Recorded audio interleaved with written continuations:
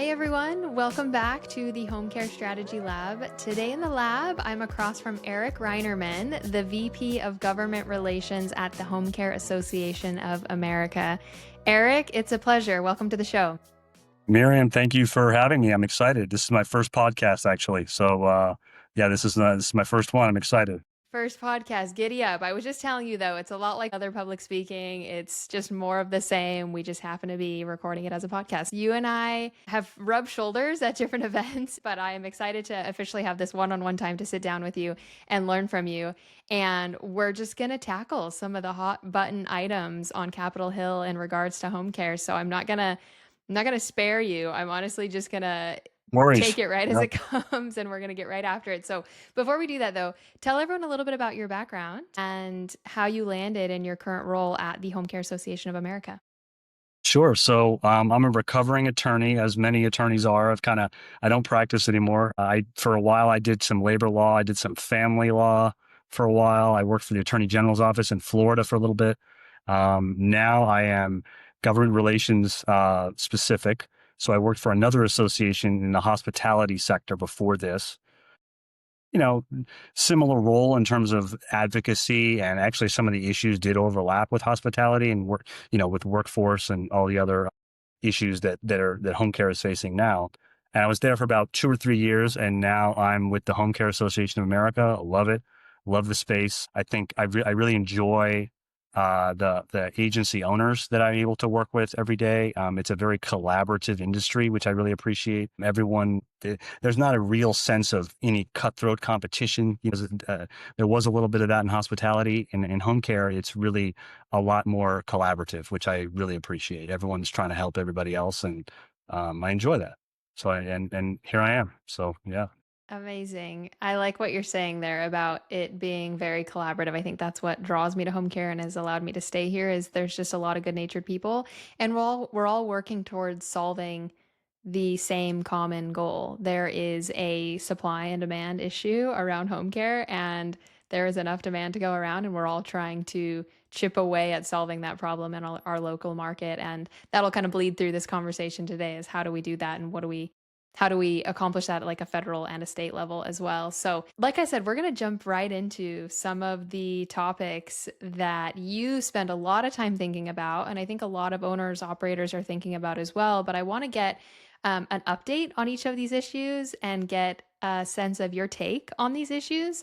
And then also talk about what providers need to know but also what they need to do about this information. So, we're going to talk about immigration and expanding the workforce. We're going to talk about affordability of care, Big bills to one. watch out for, non-compete, FTC, what's happening there, Medicaid 80/20. Like we're just going to kind of tackle these big The big issues. ones. Let's Yeah. just start with immigration. I think that is on a lot of people's mind. It's in the news. There's just a lot of buzz around this topic. And so, um, home care needs labor and there is a shortage, and immigration has often been a labor pool that these home care companies are tapping into. So, let's just start with an update on where things are at with that issue.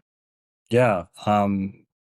It's a timely one right now, obviously. It's always a challenge in Washington. Immigration reform is, no matter what the political climate is. That's always one that folks are a little bit wary to touch and pick up in terms of elected officials. But for the first time, I think in a while, we're seeing genuine bipartisan recognition, if not progress, probably more like I would use the term recognition, that our long-term care system can't function without more workers, right? We need that. There is a visa category that does apply to home care. It's not specific to home care and caregivers, but there's an EB-3 visa, right?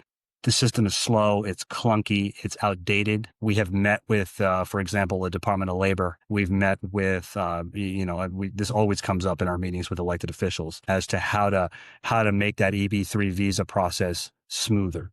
There's a lot of really archaic hoops you have to jump through in order to qualify. One is you have to post, the opening for a caregiver in a newspaper. I mean, that's not how people are hired anymore.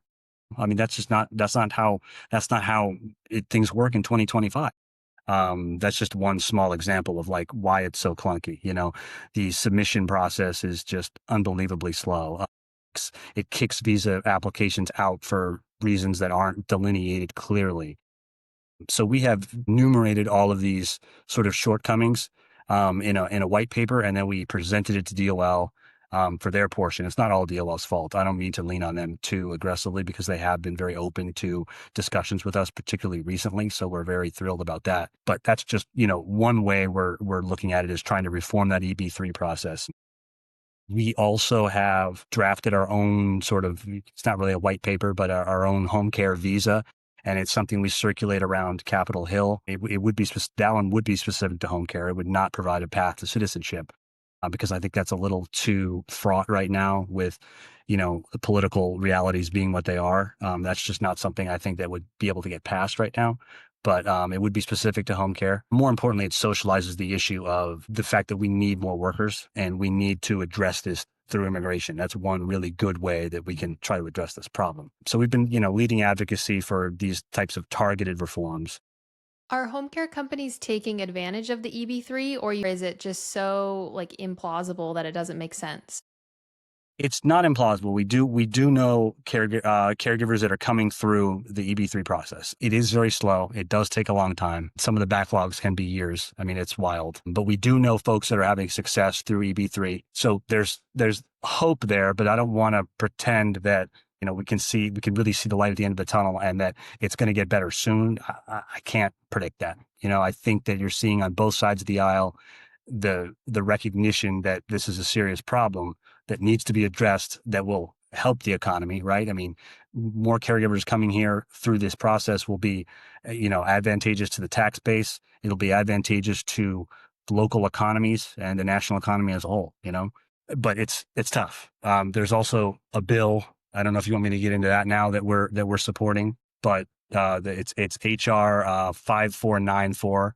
It's been filed a couple of times before by Rep. Smucker out of Pennsylvania. I believe it's the 11th district out of Pennsylvania. That bill's called the Essential Workers for Economic Advancement Act. That would create a new visa category. So it would create, I think it's an H2C, I believe the title is. I can't remember exactly, but it would create a new visa category that would be specific for caregivers.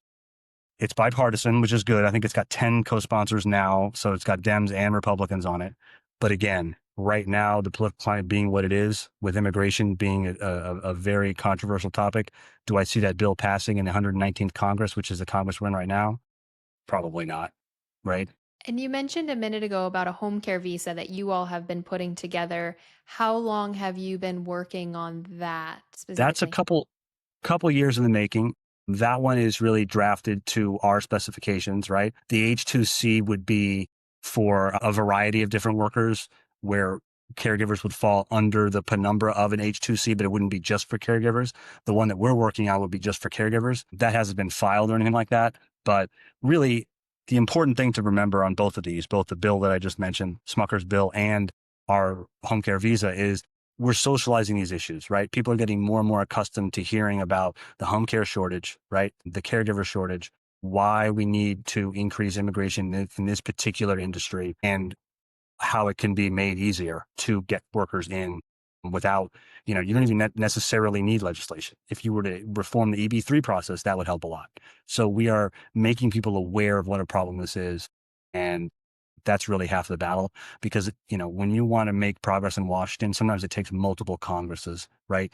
In order to actually get something passed, because you've got to get everyone familiar with the issue first. Hmm. So that's why it's important to be out front on these types of things, which speaks to yeah, go ahead. Yeah, and I'll continue to ask that throughout this conversation is how long you've been after it and kind of where we are today, because the timelines here are all relative. And if we've been at an issue for 2 years or 4 years and where we're at today, because like you just said, things take a long time. And it's not just short term fixes. It's like we're socializing issues. We're creating like long term solutions. And that's nothing that can't happen overnight. That's right. That's right. It really takes time for these electeds and their staff to get used to seeing things come across their desk. Once they do, then it becomes a lot easier then they start talking about it amongst themselves. They're like, oh yeah, I know that bill, interesting. Yeah, I remember when we met with HCAOA about that. That's why advocacy is so important. And I know we'll get into that a little later, but yeah, it's crucial that we keep talking about it and keep it, in everybody's ear about this topic. Speaking of, I think you said Smucker's bill coming out of Pennsylvania. What, if anything, can we do to support that or to push that forward? One thing that could be done is you could contact your congressperson and just give them the bill number and the name, which is HR 5494, the Essential Workers for Economic Advancement Act, and just say, I want my as a constituent of Representative X, I want you to support this bill. This is a good bill. We need this bill. Here's why, and you tell the story. Advocacy is all about stories, and explain to them that, look, I'm a constituent. This matters to me. And I think you should support this bill. So co-sponsor it so that you can ask your congressperson to co-sponsor it. I think that would be that would be the best thing somebody could do. We essentially need more people doing that. You talk to home care companies, I talk to home care companies. I need to do more of this, but asking them about their advocacy efforts, because I think you don't want to hear this, but I don't know that it's top priority for these home care companies. They are putting in a lot of work, putting out a Sure. lot of fires. Like their day to day is so pressing, and there's a lot of like urgent issues that I think advocacy oftentimes isn't in their highest priority. But I think between you and I, it needs to become higher priority. If we want to see changes made at the state level and at the national level, we all need to have advocacy become higher priority for us. That's right. And you're right. Agency owners have a lot on their plate every day, right? And, all the way up and down the food chain in terms of where you are in the pecking order of a home care agency. And it can be frustrating. Advocacy can be frustrating. Why? Because the pace is glacial, right? It just takes a long time to see progress on these things. And it's frustrating because it's like, well, why should it take so long? It's like, well, that's a good question. That's above my pay grade. I mean, why is Washington the way it is? There's a lot of reasons for that, right? More than I can speak to, here. But I think realizing that it is important that your voice does matter, and that elected officials and the staff is really important, do want to hear from you. I think realizing that and embracing that is one way to at least get your voice heard, and they do want to hear from you. I mean, they, believe it or not, it's not an annoyance when you call their offices. I mean, they want to hear from constituents. They want to hear from folks in their district, what matters to them, how they can make your life easier. And bringing specific legislation to them matters, I think. And I think immigration is actually a really good example of storytelling. There are a lot of immigrants that are caregiving in this country, and their stories are profound, profound. I have heard some of them firsthand from people that have come from Africa, from South America, and it's life changing. And they are humble and grateful and have beautiful stories to tell. And so, actually capitalizing on the life changing profession that this can be for them is a way that we can get that message across to these legislators. Totally agree. That's absolutely right. I was recently in Ghana, actually, and I met someone who had been a caregiver in the United States for over, I think she said it was 8 years or so. And I know just from the stats on the industry, it was, I want to say, more than a third of our workers are foreign born. So that's very high. So, you're right. It shows how important immigration policy is to the home care industry.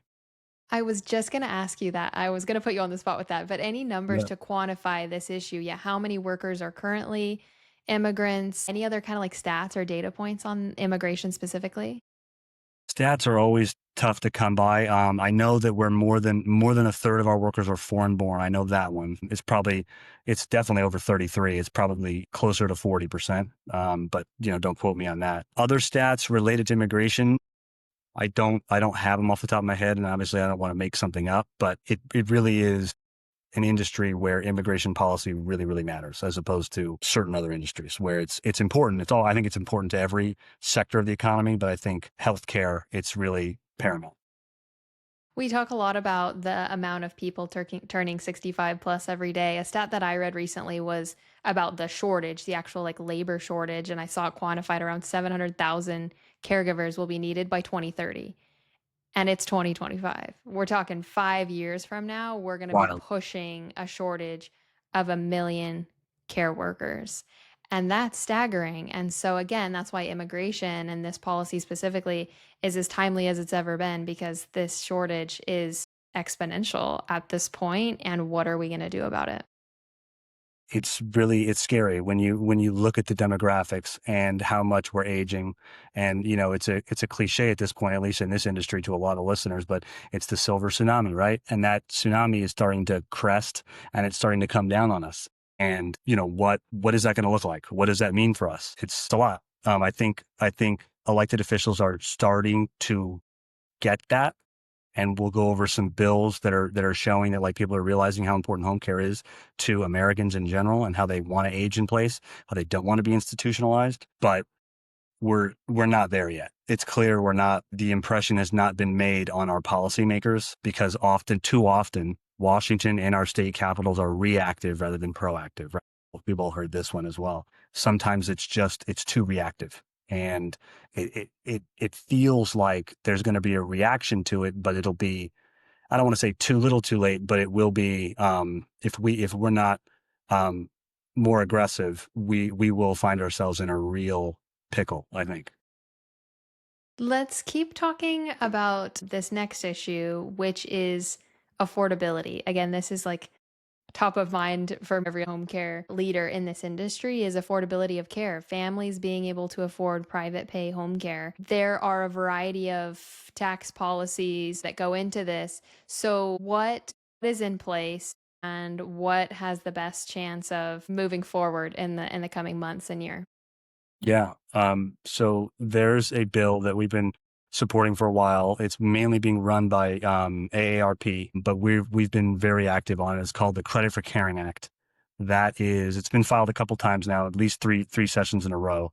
This year's bill number is HR 2036, I think. It's Representative Kerry out of Ohio. He's carrying it in the House. Senator Capito out of West Virginia is carrying it in the Senate. That's Senate Bill 925 for folks following at home. I know it's a lot of numbers and a lot of jargon, but that's Washington for you. I would say that's the most promising bill right now. We pushed really hard to get it into Trump's quote unquote big, beautiful bill. I think we were somewhat close. We had meetings with Senate Finance Committee staff on the House side as well. We had meetings to try to get it in that bill. Unfortunately, that bill was mostly about getting things in there that cut costs instead of costing money, and this bill would cost money. What this bill would do is it would give family caregivers up to a $5,000 non-refundable tax credit to help offset home care expenses, transportation, medical supplies, et cetera. So it would make it more affordable for the millions of middle income families who, earn too much for Medicaid, right, but can't shoulder the private pay costs. So it would, at least there would be some tax relief there. I would say that's the bill that has the best chance of passage in some form. Now, it might not pass on its own as a standalone bill. It might be part of a larger package, right, or omnibus, as they call it in Washington. But I would say that's our best bet. There are other bills, Home Care for Seniors Act, the HOPE Act. Both of those bills expand eligibility for using pre-tax dollars on home care. The HOPE Act, that one's interesting. That one's new. So it has less of a chance of passing just because it hasn't been discussed all that heartily around the Hill. But that one's interesting because it creates a new kind of tax favored savings account called a HOPE account. HOPE stands for what is it? Health out of pocket expense account or something like that. HOPE account. What that would do is that would be, so money that you would contribute into that account could be used tax free as long as it's used to pay for a qualified medical expense, and home care would qualify as a medical expense under that bill. So it's sort of like an HSA, but you would be able to spend it on specific things, and it would be tax free. You use it on those specific things. One question on that, is that connected to Medicaid specifically, or that would be that could go towards private pay care as well? Yep, that would be able to go to private pay care as well. Yes. Okay, just wanted to make Yep. sure I understood that. Sure. And the first bill that you mentioned, the credit for care, that is geared towards family caregivers, which is kind of a bucket of its own, correct? Right. That's right. Exactly right. Yeah, it would be for family caregivers, right? And it would be $5,000 non-refundable tax credit. So it's a credit, not a deduction. So it's a little bit more valuable, but that makes it more expensive, which makes it harder to pass. And what was the third, the Senior Care Act?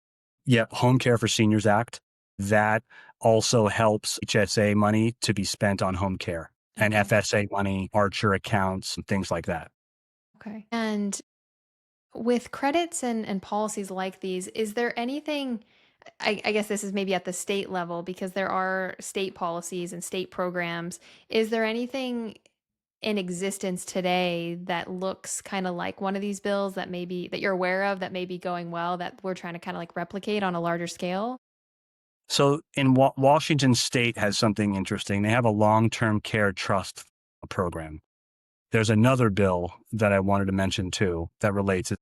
It's called the WISH Act, and it's HR 2082.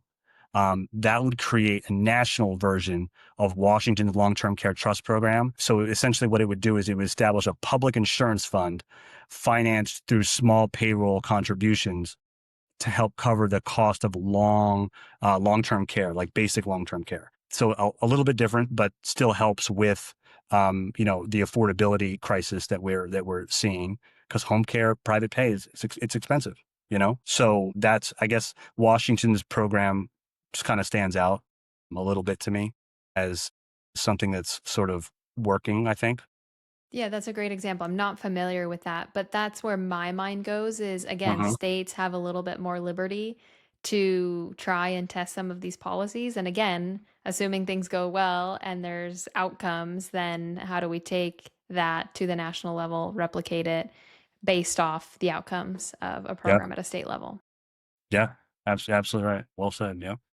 And when you think about just affordability of care high level in general, again, that's an issue that every home care leader is thinking about is how do we position this and how do we sell this and how do we overcome that barrier? When you think about affordability, any other advice or thoughts for home care leaders as to how they can approach this or things that they should be thinking about? It's a tough one because we do talk about that a lot. And I travel to a lot of state chapter meetings, at our various active chapters.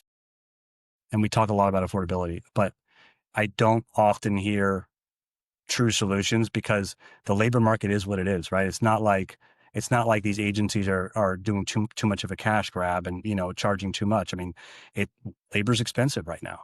And that's keeping prices inflated. And to try to deliver, you know, a good solid continuity of care, of quality care for a quote unquote affordable price, affordable is relative, right? I, and I hesitate to step into the shoes of these operators because I'm not an operator and I don't know exactly, where I would try to fine tune things to increase profitability because I know that they're already doing so much of that.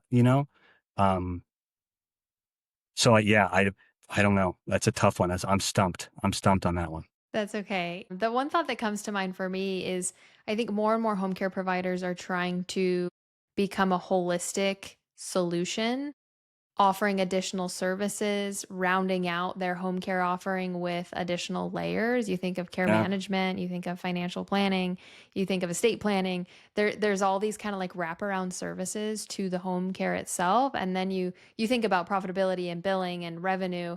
How do you create more of like a package that is more attractive to these families, but also as a business, you can charge more for more of a holistic service offering. And I think sure. more and more large providers that I talk to are thinking like that. How do we supplement our home care services with additional offerings that are attractive and make sense for these families, but also help increase our margins and our profitability? Yeah, that's a good point. Like providing continuum of care, and yeah, that's a good point. I guess another that comes to mind that just came to mind while you were talking, maybe, leveraging AI. Now that's such a broad thing to say, right? But there are increasing number of companies who are operating in that space within home care. I think there are certain efficiencies that can be leveraged. And I think increase like in 5 years, who knows what'll be possible, and who knows what we can do with AI. I think really anyone that claims to know what it's going to look like in 5 years is not telling the truth entirely. But I think you're going to see it become more and more present in home care, and I think maybe that could be something that could lower costs too. I think the key word you said is efficiency. How can we do Yeah, more with less? And in home yeah, care, there's just a lot of manual documentation. There's just a lot of tedious tasks that are still taking place. And how do we bring in technology, AI to reduce a lot of that manual burden and Yeah. talk about, focusing on advocacy and that being a higher priority. It's a lot of just like that manual workload that's taking leaders away from bigger picture tasks and projects and mindsets. And so how do we free up their time so they can focus on these bigger issues at hand? So yeah, I think that was good on the affordability piece. Again, it's a tough nut to crack. It's the issue that every home care company is up against, but we're all just doing our best to try and kind of carve a path through that. Let's talk Absolutely. about the FTC non-competes. That's something we've been talking about for a while now. So what's just kind of a current state of that issue? So the FTC recently released an RFI, which is a request for information, again about non-compete agreements. There was a big RFI. I guess it was probably more of a rulemaking in April of 2023. And we submitted a long formal comment to the FTC, and we explained that home care is unique. Caregivers work one-on-one with vulnerable clients. They form deep, really trusted relationships over time. Our point was that if those caregivers can be recruited away immediately, it can disrupt care, create safety risks, undermine client trust, but we also made clear that we're a unique industry in terms of FTC regulation in that non-competes are incredibly rare in home care, right? Our agency members are not forcing caregivers to sign non-competes and thus tying up their ability to change jobs. As we all know, caregivers often work for different agencies, which is fine. We certainly don't want to hog tie anybody and prevent that. I think when these types of quote unquote non-competes, we're using that term generally, and that's really a pretty specific legal term. Um, I would say that when they do exist, they apply normally to key managerial or clinical staff and certainly not caregivers. So we were a little bit hesitant on FTC's, proposal to apply sweeping restrictions to a problem that doesn't really exist in our sector. And we didn't want to get caught up in something that didn't really apply to us. And we didn't want anyone to think that we have a lot of non-competes in the industry because we just don't. So, we made clear in our comment that the FTC that, these are very rare and that we are a unique industry and have to be treated as such. So perhaps non-solicitation agreements, which is something completely different, right? Um, those should be carved out, I would say, and allowed to stand as opposed to a blanket sweeping ban on any sort of employment restriction. And I think you tackled this, but this is my big question around this issue is are the non-competes defensible for management roles, office roles versus caregiver roles? And it sounds like that's the distinction that we're trying to draw here. That's right. I think most people admit that there are certain times when non-competes make sense from an economic efficiency standpoint and a just industry by industry. There are things that you want high level staff to keep to themselves, and you don't want them running from job to job, spilling trade secrets, et cetera. That's not really the case in our industry. Now, there is some of that. Of course, there are high level folks at some of the bigger franchises, et cetera, that would be subject to some of these. But really what we're focused on is making sure that we don't get swept up into anything that doesn't really apply to our industry. And you mentioned traveling state by state to these different chapter conferences and things. What are some of the comments you've heard providers share about this specifically? What concerns do they have? What are they doing to mitigate some of the risks with this? I think that they are definitely reviewing anything that they think might be a restriction on employment, and they're reviewing it with their attorneys as they should. So if you have any of those, with any employees, I would review them with an attorney and have them looked at and have someone look at the rule, the FTC's rule and this new RFI and see what makes sense and see if it needs to be changed, if it needs to be, if you need to notify anybody that it's null and void, et cetera. But I don't hear a ton about it from our members. I hear a lot more about immigration, about 80/20, if they do Medicaid work, things like that. But I haven't heard a ton on the non-compete stuff, to be honest. I think it's been in effect for a while and it's been, Mhm. it's maybe like we're pushing through as it's not as like urgent or top of mind because it's been a couple of years. I don't know if you mentioned it, but what's the timeline on the RFI and that process? The comments on that RFI that were released recently, those are due on November 3rd, I believe, at 11:59 p.m. Eastern. So you have to submit them by then, and then they go through, it's a pretty arcane, the federal rulemaking is a pretty arcane process. So they're going to take their time reviewing the comments, seeing what they came up with. But I will say that the administration is definitely loath to embrace these sort of employment restriction clauses in any form. They worry that they're not economically efficient and they are hurting workers. So I think that they're thinking about a ban, yeah, or a broad ban. But I don't see it having a tremendous effect on our industry. Okay. Let's move on and talk about 80/20. I don't know if there could be a more controversial Yeah, topic in the home care industry. I'm trying to think, how many months ago was it that that came out? Was that this spring? it's a while ago. I think it was last spring, wasn't it? I mean, it wasn't this spring. It was a long time ago. Yeah, it was in 24. I think we saw Okay. that. I think Yeah, it still feels so fresh because yeah, people it are still does. talking about it and concerning Yep. over it that I guess I was thinking it was 6 months ago, but yeah, maybe it was actually last spring. But I think it just really like shook the industry at its core a little bit. People thinking about the reality that we would be up against. And I know it's years in the making and nothing's going to happen overnight, but I think people just are so worried about the implications. I think most people are familiar with just the issue as it is, but what's kind of the current state of where it's at? Sure. So, obviously, one of the most consequential regulatory changes in years in terms of Medicaid in the home care industry. We led a really coordinated national response. We worked closely with the Alliance and with others, filed a 75-page comment letter, met with CMS, met with OMB, met with all stakeholders in the federal government that had anything to do with this, met with the Domestic Policy Council in the White House during the last administration. As it stands right now, I think there's been no new rulemaking that would suggest that that would invalidate this. But I think it's clear that the current administration is hostile to this, doesn't like 80/20. I think they are receptive to our argument that it is a one size fits all approach to a rubric that is done 50 different ways. Makes no sense. In some states, 80/20 might not be that unbelievably onerous. In some states, it is incredibly onerous.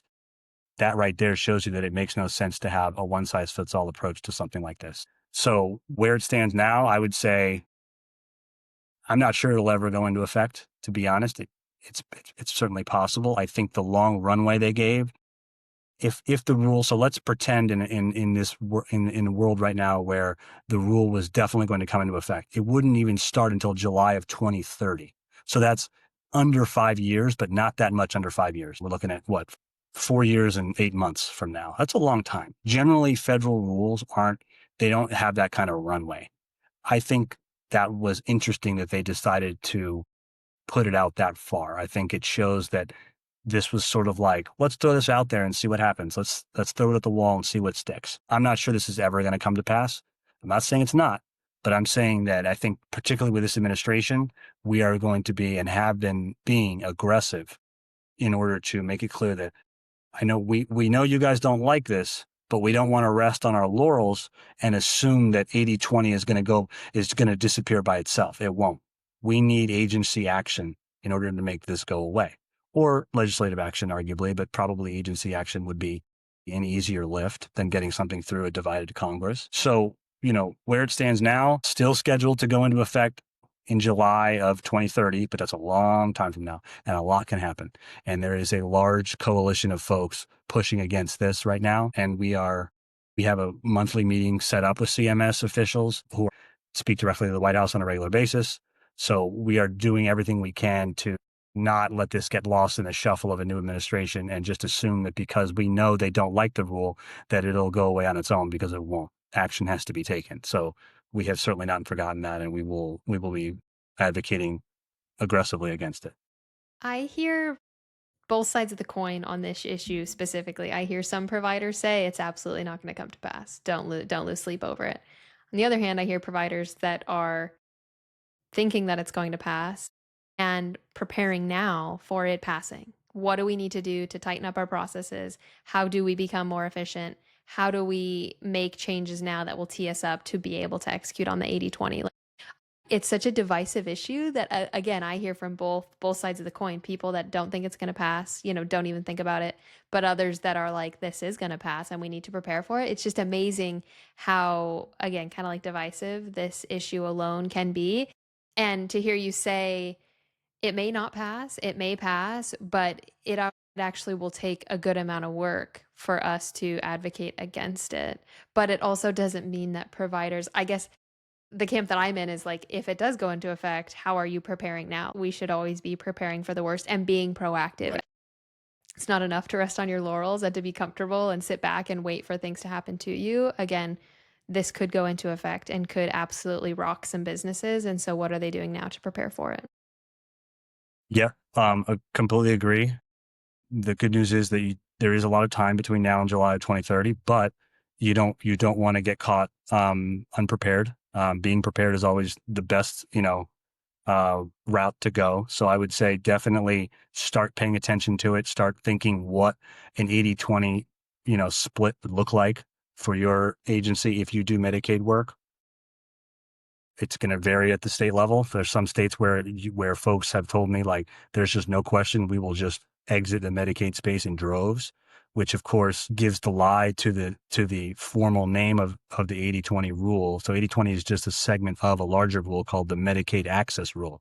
So it's supposedly it would increase access to Medicaid services, including home care. Of course, we know that it will not do that and it will decrease access, right? It's clear that that is what will happen if 80-20 is rolled out nationally in July of 2030 or tomorrow. That's what's going to happen.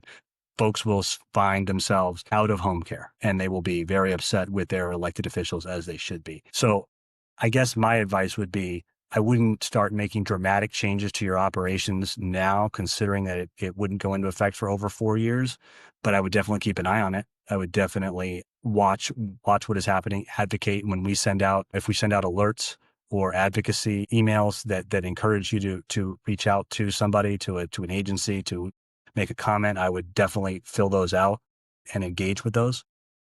Yeah. And one other thing that's interesting is that we've seen, so the 80-20, split, there are some states that have taken up this idea of mandating a certain percentage go to caregiver wages.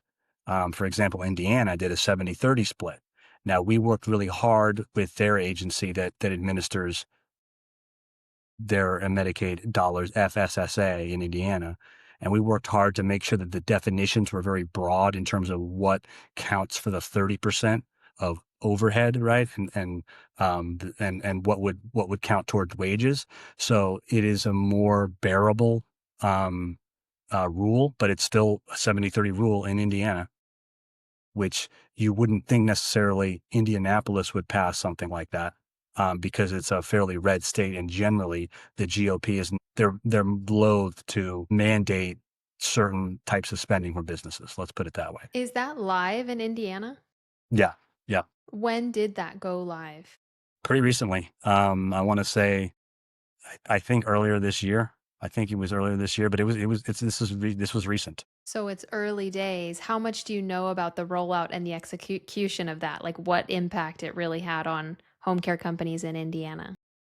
Luckily, through a lot of advocacy and with help from the state association there, the Indiana's Home Care and Hospice Association, I believe it is, Evan Reinhardt, big shout out to him. He's been really great in keeping us informed about what is going on there. It's definitely been troubling, but luckily we did get the definitions, um, you know, we got it defined such that it is not as onerous as an 80-20 would be on the national level, because we made it clear to folks what it would do, and they were like, oh, well, we didn't really think that through. We didn't realize it would be that onerous. So they wrote the definitions in a way that are advantageous to home care agencies. So a lot is included. You can include a lot in the wage in that 70% for wages. And I guess my mind goes to the extreme case, and it might be too early to tell, but has it wiped out any businesses? Has it drastically affected operations, the number of businesses? Any thoughts on that? Or again, it might be too early if it's just been a handful of months.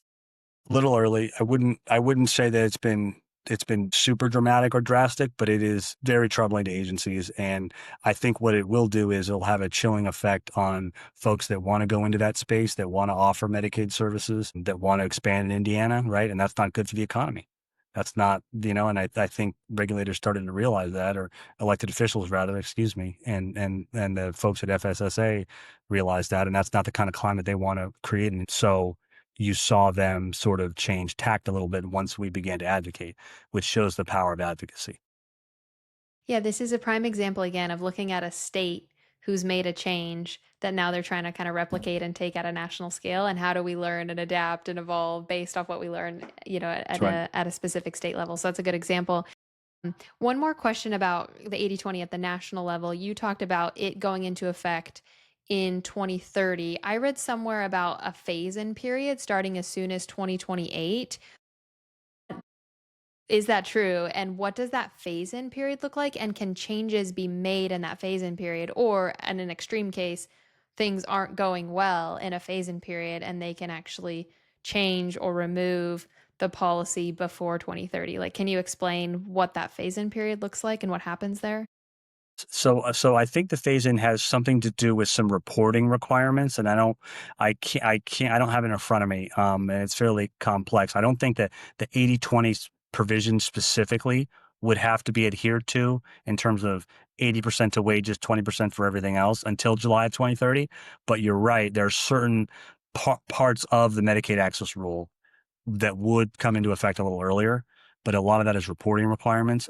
In terms of changes that you mentioned, changes could always be made. They could be made tomorrow by CMS, and all they would have to do is do another rulemaking, essentially. If they did another rulemaking, that they could delete the 80/20 provision altogether. They could make any change they wanted to. They could change the proportion to, you know, 50/50 or, 70/90/10. They could do whatever they wanted as long as they adhere to the, Administrative Procedures Act, et cetera. This is just legal jargon that they'd have to follow. But assuming they did all of that, they can pretty much write whatever rule they want. So changes could be made for sure between now and then.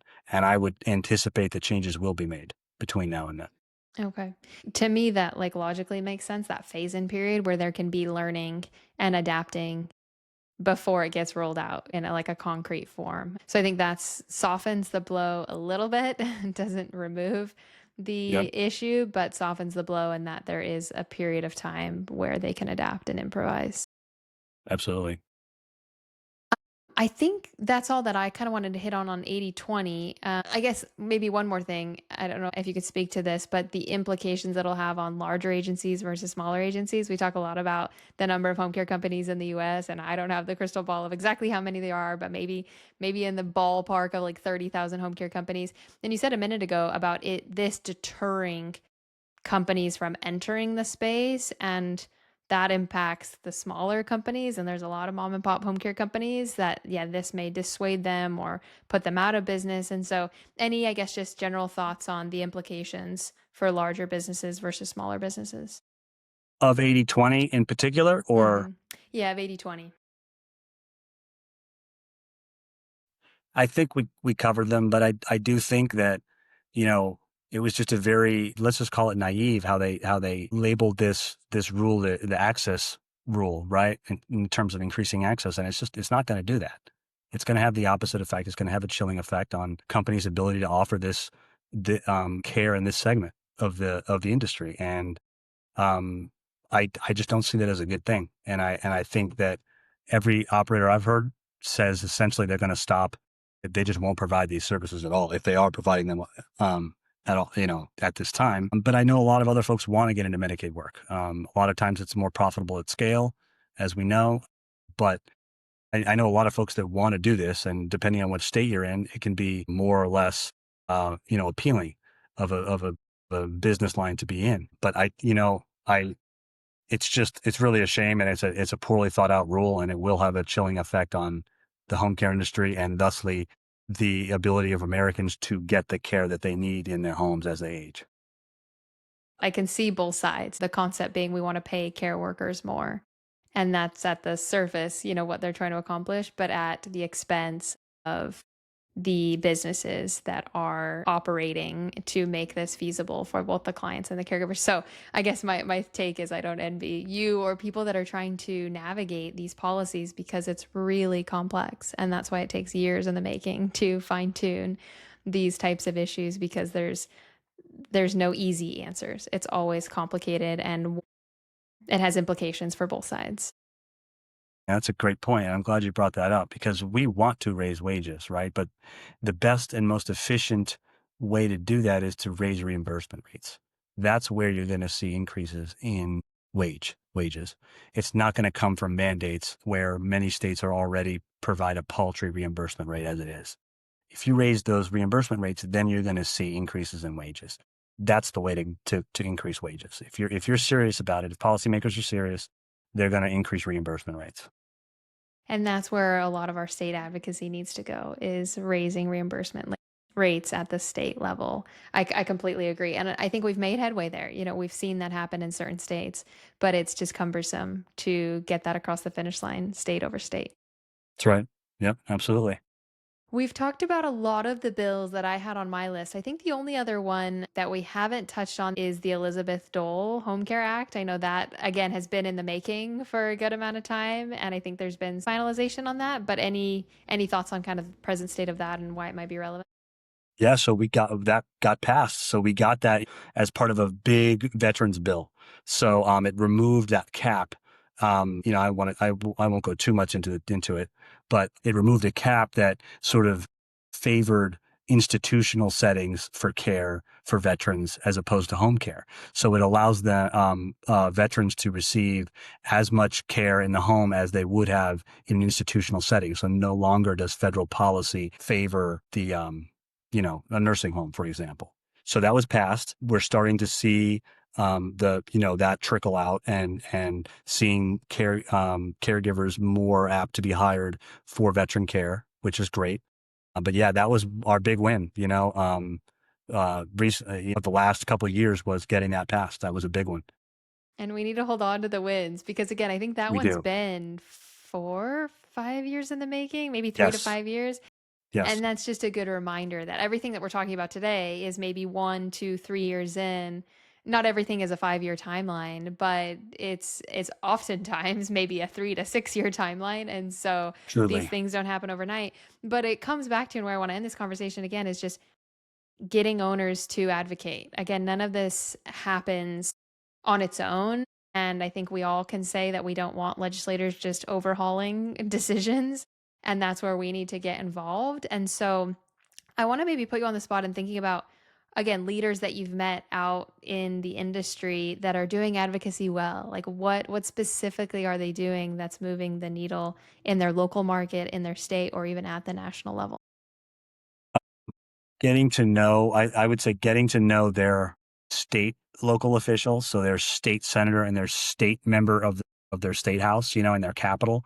So let's use Texas as an example. I know you're in Texas. So whoever represents you in the Texas Senate and the Texas House, getting to know them because you can really form a really good relationship with those folks because they often get forgotten. Folks, we need more civics in this country, and I think the home care industry is pretty good at understanding this, but when I was at the other association and when I worked for the state legislature, I worked for the Florida state legislature for a while in the Florida Senate. It was amazing how much people misunderstood what goes on at the state level and how important it is in your state capital, what goes on, how much that affects you every day. So I think the best thing they could do is look up who represents them in their state capital and set up a meeting with them. Say, I'm a small business owner in your district and I want to talk to you about home care.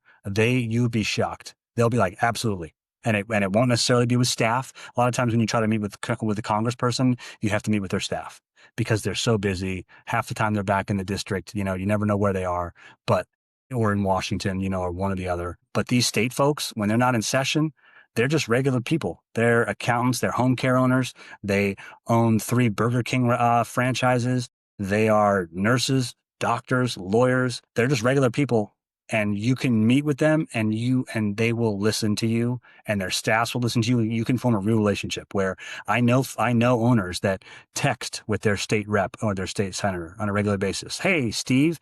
Hey, Amy. this is happening. Can you help me with this? Help me get a line with the Medicaid agency in my state. So I think that's something that is really, you'd be shocked how willing they are and how happy they are to hear from their constituents at the state level. So And that's something you could really do. everyone has a voice and everyone can build that relationship. I think back to a couple of weeks ago, I interviewed Bob Roth and he was saying he is an independent home care company in Arizona, but he was saying thank you to the Right at Homes, thank you to the Senior Helpers, thank you to the Visiting Angels, thank you to all of the large national franchisors that have done so much work to advocate for home care at the national level.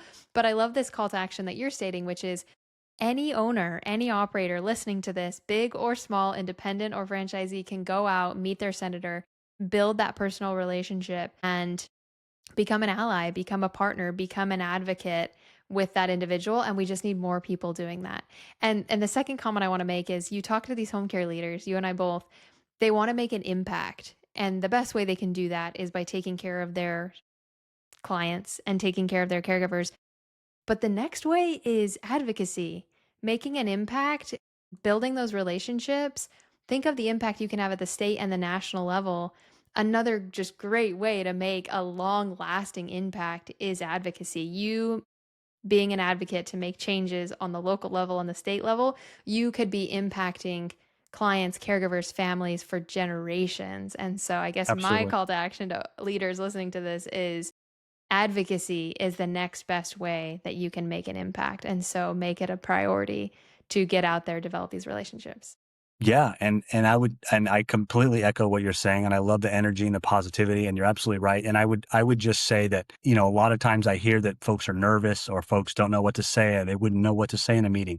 It's just storytelling, A, and B, remember that, as a voter, you're kind of their boss, and obviously you're not going to go in there, be dictating terms and ordering people around, but they want to hear from you because they want to learn what's going on in their districts. And it ends up being storytelling. Tell them what your day in, day in, out looks like. Tell them how many people you employ in their district. That really matters to them. And that's all you need to do is just say who you are, say what you do, and tell them what you want, which is you want it to make it easier for folks in your district to access your services. And people want your services and they need help doing it. So if that means I need the Medicaid rate increased, boom, do that. If there's a bill that clarifies the scope of home care within your state, support that bill. Explain to them what home care is as opposed to home health, right? As opposed to hospice and other types of care is brought into people's homes. So there's a lot you can do when you advocate, and it doesn't need to be intimidating. You don't need to know the ins and outs of the process of the arcane legislation process. You don't need to know about that. Just go in, tell your tale, and they'll be thrilled to have a meeting with you. Honestly. We've both probably seen this when you talk about storytelling. Bring a client with you, bring a caregiver with you. Talk about impact and storytelling and getting through to the heart of the senator. You bring a veteran there and have them tell their story and tell the impact that home care has had on their life and the life of their family. I mean, I get chills just saying that, but you hear these stories, and that is the best way to get through to these senators. They're people too. They have families too. They're all aging too. They're all going to need home care down the road. And so, what better way to kind of level with them is to tell that story. And again, I would encourage bring a client, bring a family member, bring a caregiver to tell their personal story as well. It's a great point. Absolutely couldn't said it better myself. And never fail to tout yourself as the economic engine that you are. You're an entrepreneur. You make this country go round. You are the ones that make that district, you pave the roads, right? You pay for the schools, the stoplights, the stop signs, etc.